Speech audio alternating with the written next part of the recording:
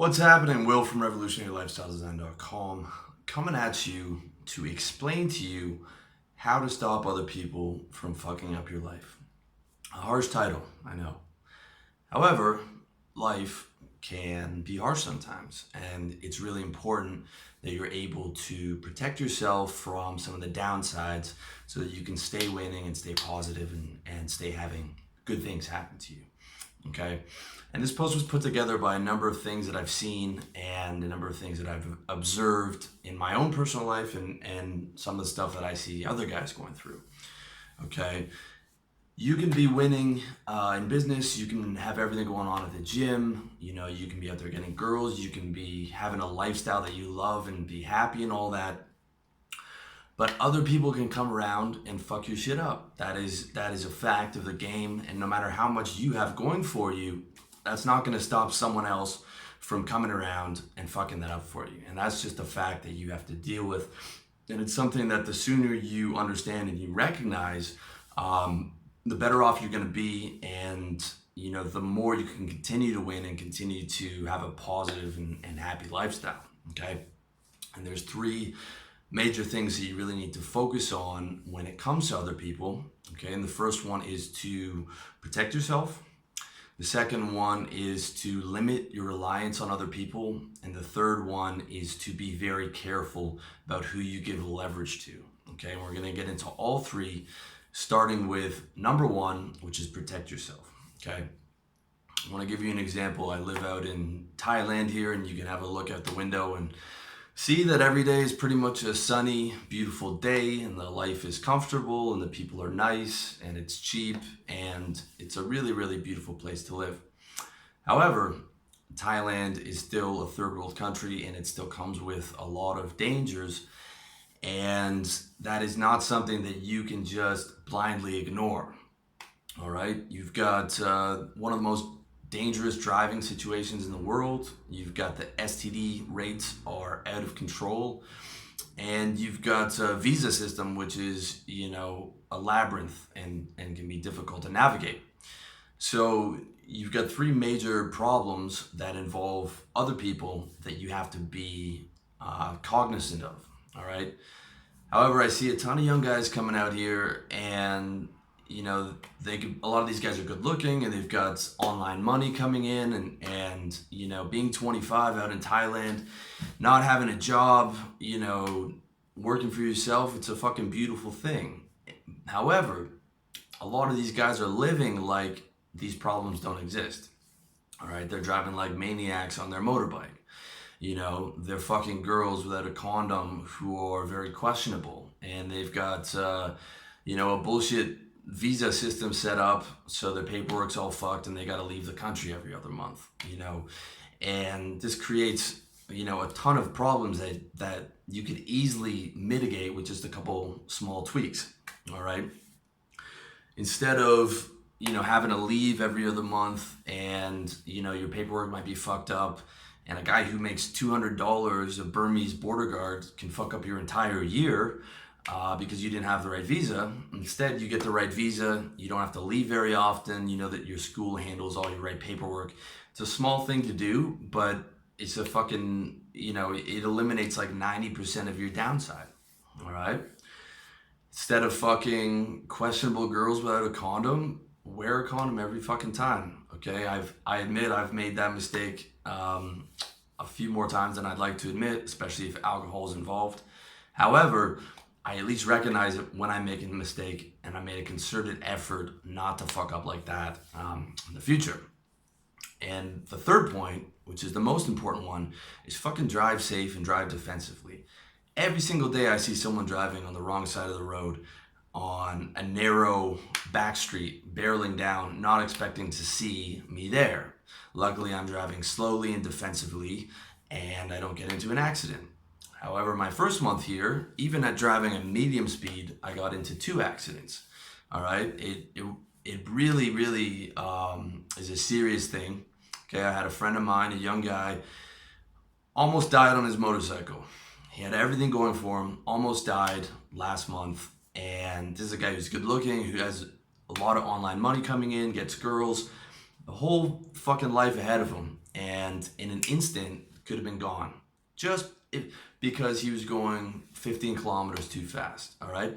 And even if you're driving well, you can expect that the people around you are not going to be driving well. So not only do you have to drive well, but you have to drive defensively. You have to expect people to do stupid shit, and you have to drive slow, all right? And that applies whether you're in Thailand or whether you're anywhere else in the world. You got to take stock of the situation where other people can come around and fuck up your shit and protect yourself from it. Because the guy who's driving drunk on the wrong side of the road in the middle of the day doesn't have shit to lose. This guy obviously doesn't care about his life, right? But you can be a winner, you can care about your life, you can have everything going, and a guy with nothing to lose who doesn't care about your life can still come around and fuck up your shit completely. It doesn't matter how much you have going for you when the other person doesn't have anything to lose and doesn't care about making smart decisions. So you gotta examine wherever you are, whatever the dangers of where you live are, and you gotta put in plan a place or a plan to mitigate some of those dangers. Like I say in my article, How to Think Like an Investor, you always gotta be protecting your downside. All right, and the tweaks that I've outlined, you still get pretty much all the reward, but with like 90% of your downside reduced, okay? And that's what you need to do in terms of protecting yourself. So, point number two. Point number two is relying on other people. As you get older, you will see that other people, not all, but the majority of other people are unreliable and unaccountable. They're unreliable, unaccountable, and if you've internalized all this self-help stuff and you are focused and accountable and on top of everything, expect yourself to be in the minority of people. Expect other people not to have done anywhere near the amount of work that you've done on yourself and not to live by the same values that you live by. All right? This sounds harsh, but in my experience, it's very true. And therefore, when dealing with someone who's unaccountable and unreliable, the smart thing to do is not to rely on them. All right, I'll give you two quick examples. The first one is, let's say you got a gym partner and he spots you for all your major exercises. That guy, it is very unlikely, even if it's his idea to start going to the gym together, is not going to be there every single day that you're there at the time that you're there. Okay, I'm in the gym at 8:15 in the morning on a Saturday. And I'm there every Saturday, every Sunday, rain, sleet, or snow, every single fucking time. It is extremely unlikely for me to find a guy who's going to be able to be in the gym at the same time every week, there to spot me on my exercises. And not just that, but extending that timeline for the rest of my life, because working out is a lifestyle.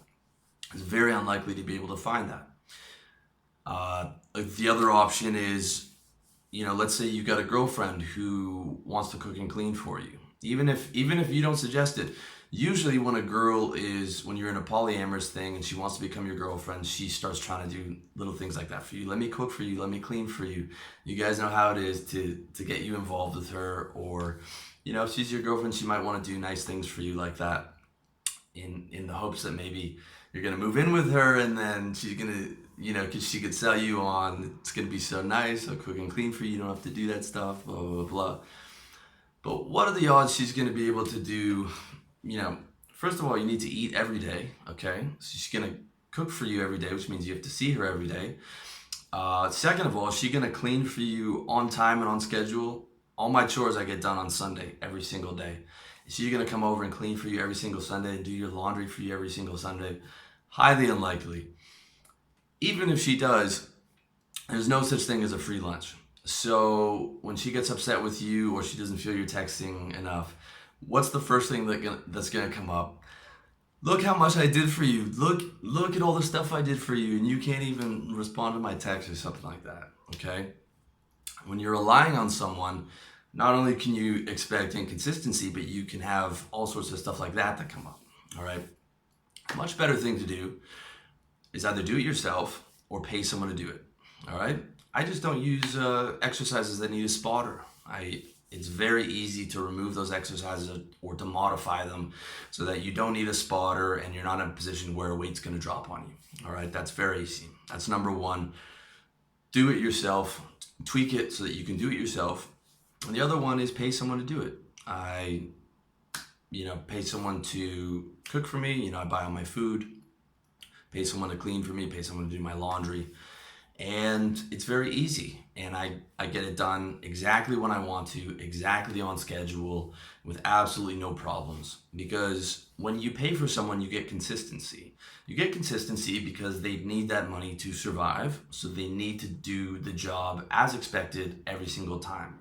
When you're not paying for someone, you can't expect consistency because they don't need it and they don't think it's as much of a priority.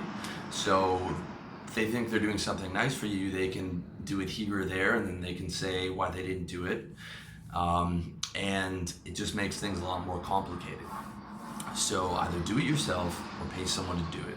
And then not only will you avoid all kinds of drama, because you're gonna feel upset when someone says they're gonna be accountable and not accountable, and then you're probably gonna take it out on them, and most people do not like being pointed out that they're unaccountable. Believe me, I'm speaking from experience. People do not like that at all. And you're gonna make your life so much easier because you're gonna be able to move at your own pace. You're gonna get everything done on your own schedule, and you're not gonna have to wait for anybody who's gonna hold you up. Lastly, the third way that you need to stop other people from fucking up your life, and this one is probably the most important, is be very, very careful with who you give leverage to, okay? Leverage is involving someone else in one of your major long-term goals that is, high emotional investment, high energy investment, high time investment, and comes with a lot of risks for your downside, okay? Some good examples are a marriage or a business. And leverage is an investing term, and it works in the same way as it does in investing. When you buy a stock on credit or on leverage, you increase the amount of risk that you take on, all right?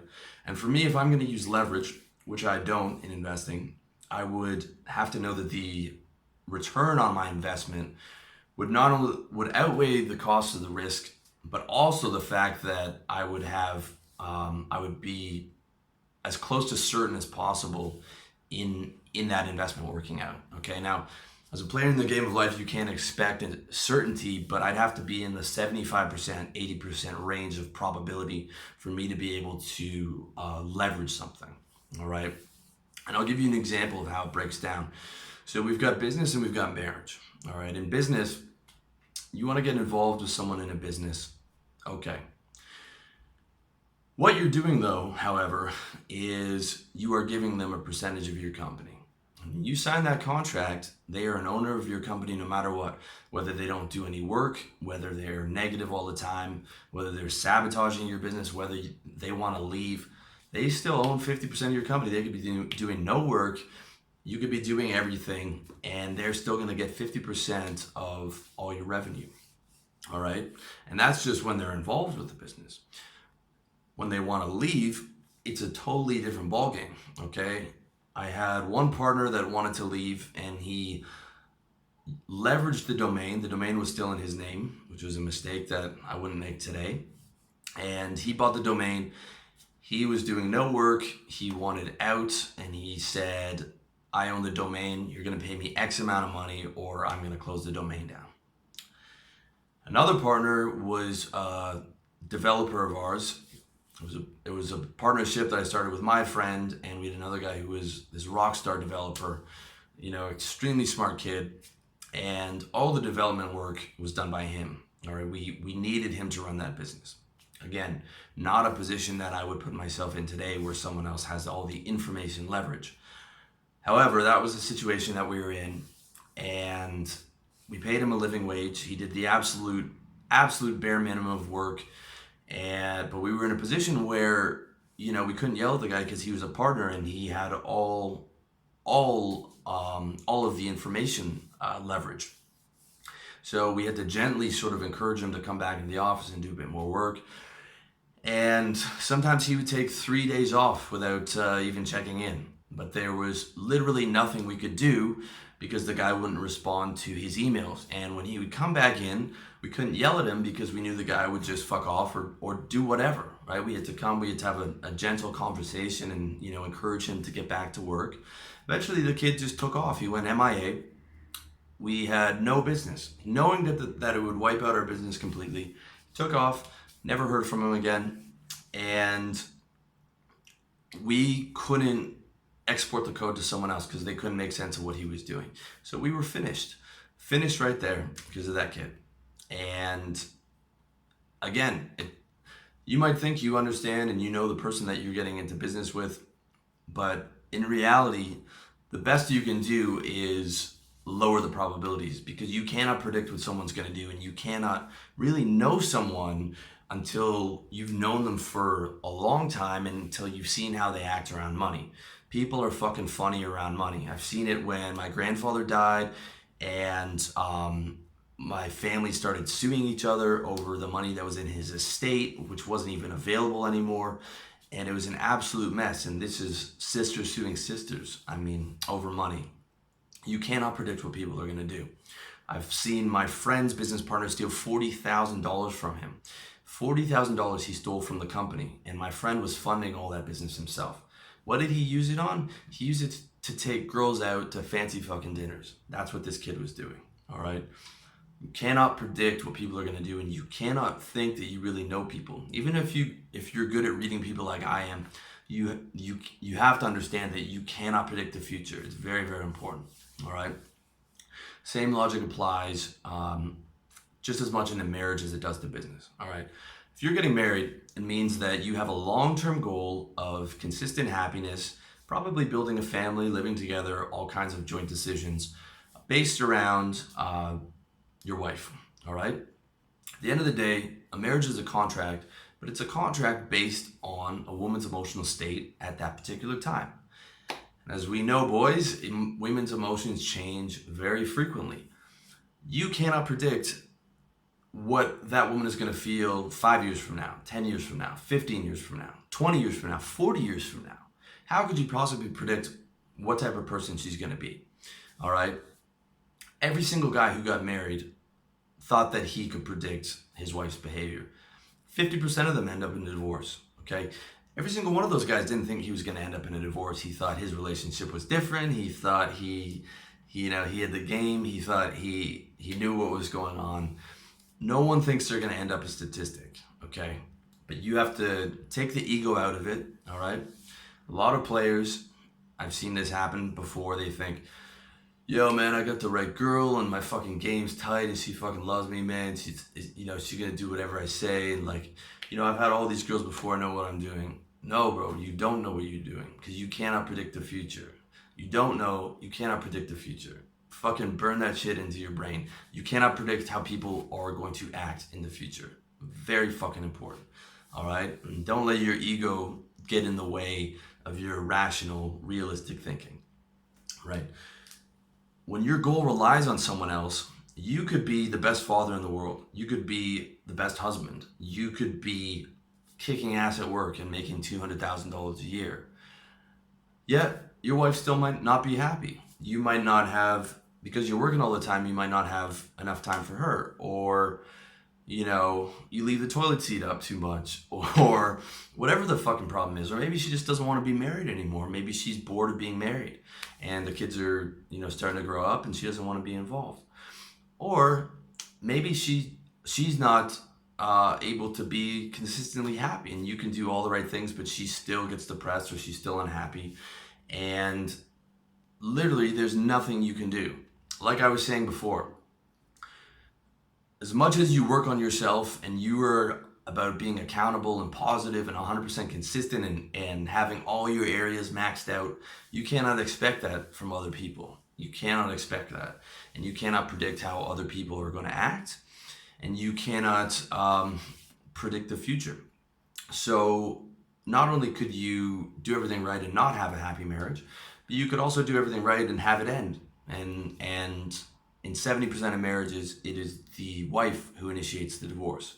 Okay, so 50% of marriages end. 70% of the time, it's the woman who initiates the divorce. Now, a lot of those could be bad marriages, but a lot of those could be guys who are doing everything right and trying their best and putting in 110% every day. Not only that, but the downsides are massive. You can lose half your assets, your alimony, child support, and that's after doing everything right and her promising to be with you till death do you part and then being unaccountable about it. Okay, that is a very, very serious reality and a very clear and present reality. It's as likely to happen as it's not likely to happen. It's a coin flips toss, and the same goes with business. You ever tried getting rid of a business partner? It's near impossible. You need to get the guy into a room. You need to get him to sign off on the terms, and he's coming away with 30%, 50% of your company, even if he, was a complete piece of shit.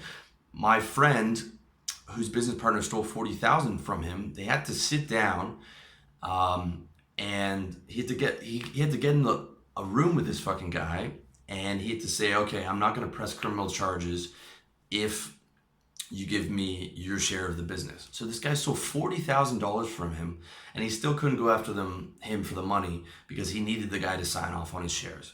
So anytime that you are involving yourself in a major long-term goal like that, not only can you not predict how they're going to work throughout the goal, but your exit is going to be with so much friction, so much potential loss, so much potential financial loss, that you just have to be very, very fucking careful who you give your leverage to, all right?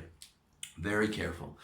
Or you cannot give anyone leverage at all. I mean, it's no coincidence that the business I have now is the business I started by myself. Because in almost every business, I'm the hardest working, I'm the most accountable, and it's no coincidence that the one that I did on my own is the one that succeeded, all right? And as far as marriage goes, I definitely would not be comfortable giving that type of leverage to someone.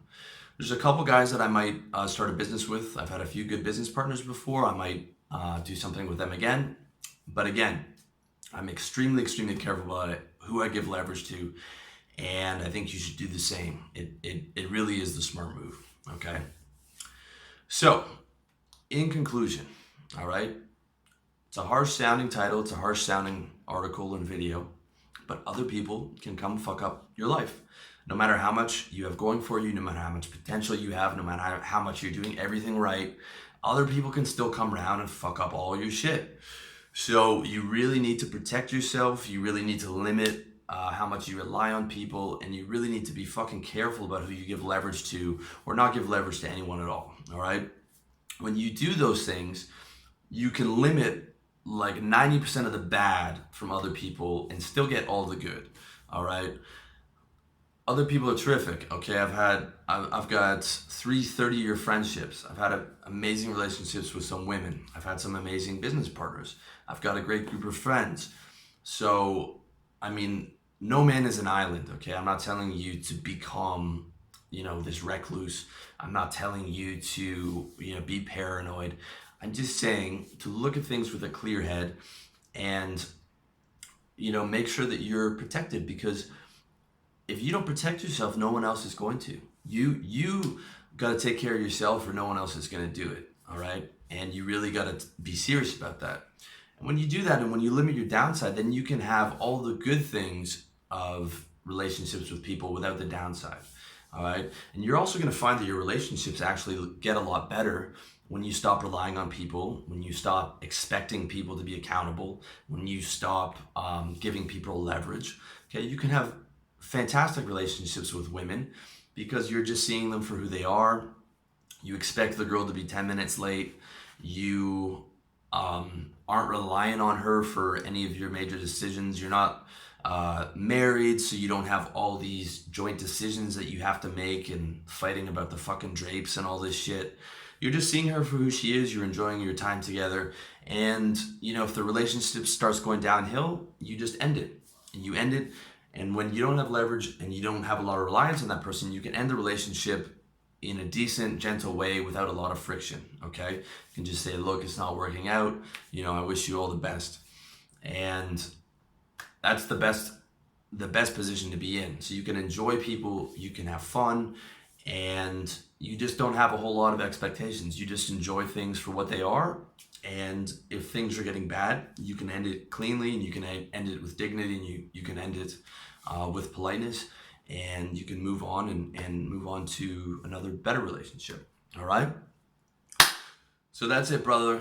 Thank you so much for watching this video. Thank you for listening on SoundCloud. Thank you for listening on iTunes. And thank you for reading the article over at revolutionarylifestyledesign.com. And I wish you all the best in your personal development journey.